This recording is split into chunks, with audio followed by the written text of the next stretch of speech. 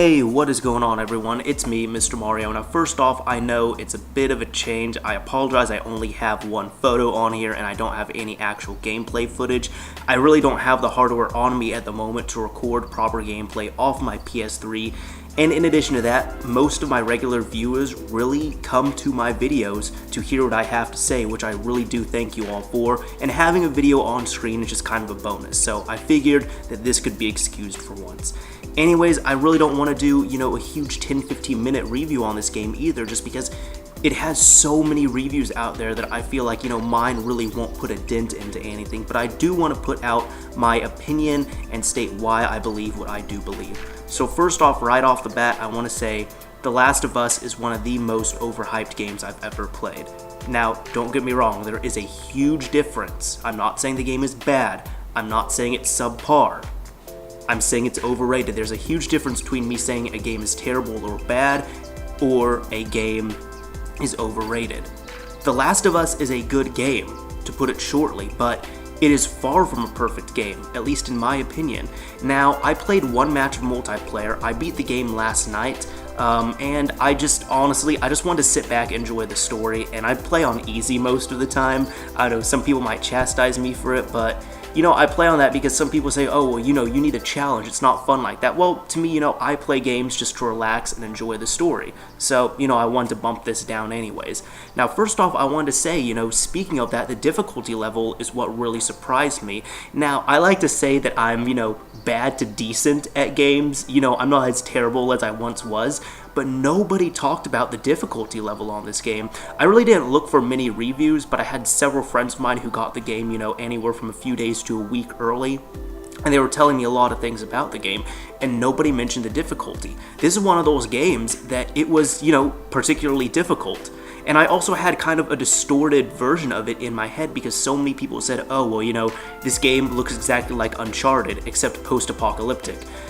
But the game plays far from Uncharted. It is mostly a stealth game. Now, you can go out there and you can start killing everything you see, which is still fun, but it's kind of harder that way, so it's recommended more to go with the stealth approach. I kind of went somewhere in the middle. I mean, even on the easiest difficulty, there's still going to be some challenges, and, while yes, that is appreciated, at the same time, it was kind of surprising to see. But is that what makes the game bad? No, it isn't. There's nothing really that makes the game bad, but there's just imperfections in this game that, to me, do not garner a 10 out of 10 score on this. One thing is, for example, the game looks great, but there were, quite a few glitches either graphically or, gameplay that I did find.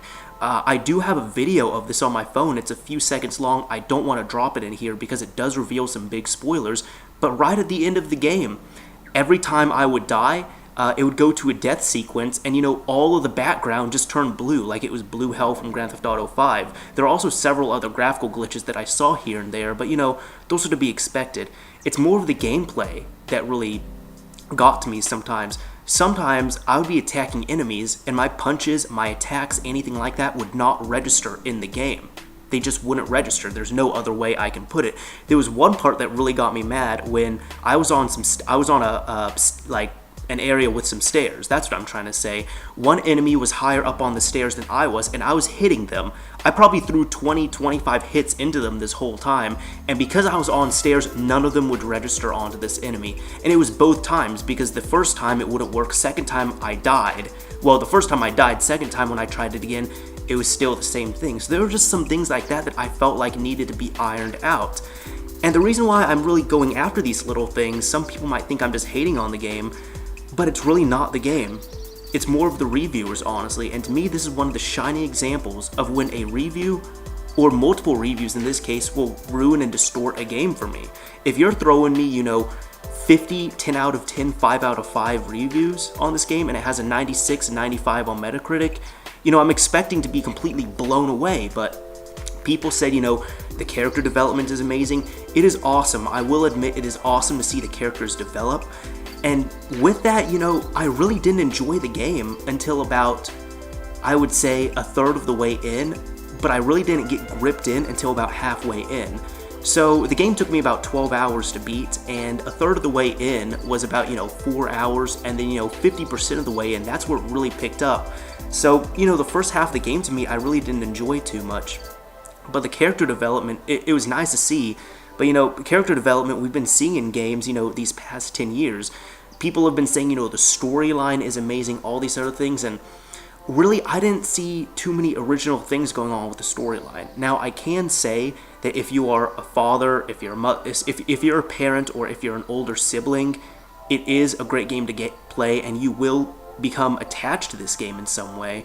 For example, I'm an older sibling, and I was almost looking after Ellie as if she was my younger sister.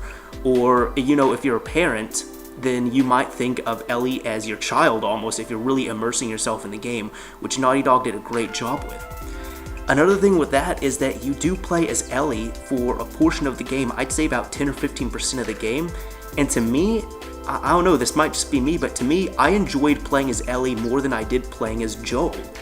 And that was only 10 or 15% of the game, so I was kind of disappointed with that, really. When it comes to the multiplayer, I did play a match in there, and it is interesting, I guess. They tried to do a spin on it. One good thing I can say, one amazing thing actually I can say about the multiplayer is that it does not feel like a completely separate component. It actually feels like a continuation of the campaign, which is what I really, really liked. I've honestly, I can say I've never, truly felt like, multiplayer was a lot like single player in a game until this. The thing is, the game itself, like the multiplayer game, feels a lot like Max Payne 3, which isn't bad, but I was expecting, a whole new original multiplayer almost. Also with that, the PS3 falls short with that due to the fact that nobody in my game was playing with mics, so there was really no way to team up or anything. Even on the other team, none of them had mics.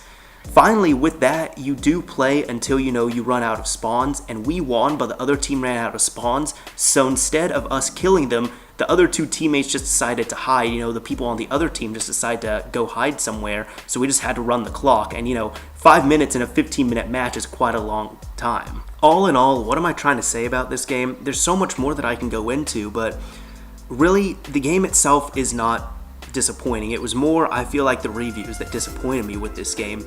Because in my head, I feel like I almost, set to a higher standard than what it was.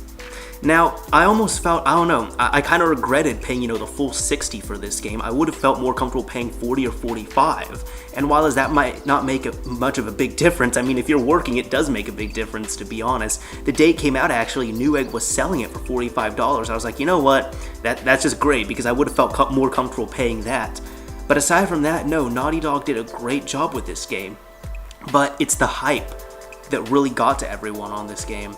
And everybody was trying to tell me, it was amazing, people were crying, all this other thing, but I've seen emotional attachment in other games. I've seen great graphics in other games. I've seen, similar gameplay post-apocalypse. I've seen all of these things.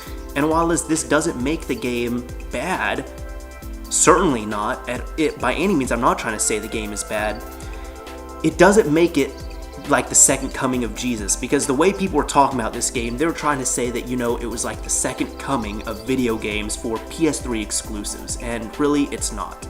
It's a good game, I highly recommend it, and I will honestly say it does get to your head, because while I wasn't playing it, I could only play it at nighttime. During the day, I was like, oh, I really need to finish this, I need to finish this mission. So all in all, for me, I know I've said before, I don't want to give, actual number ratings on games, but I'm going to do it on this one. I'm going to give this game an 8 out of 10. It's a solid game. I definitely recommend picking it up, but it is not a perfect game by any means. It has its flaws. It's nothing, completely original. It's not going to, make you go out and drop $300 on a PS3. It's really nothing new that I've seen to the table, and while it is a great game, it's just not 10 out of 10 material to me. And I love Naughty Dog, but I'm just saying it how it is. So anyways, this is Mr. Mario, signing off. Thanks for watching, everyone.